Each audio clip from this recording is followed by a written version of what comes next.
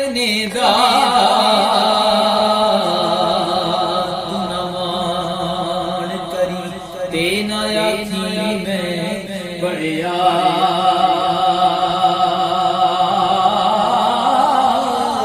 ओ जब्बार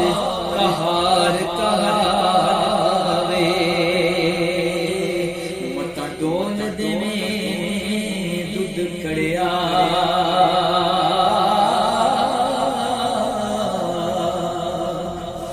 ते पढ़ने दा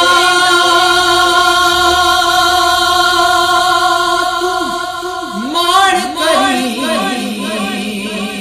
हो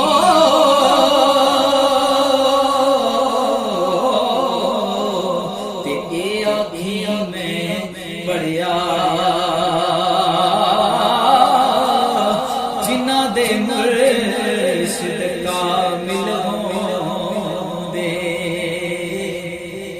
फिर डुलन नहीं देंदे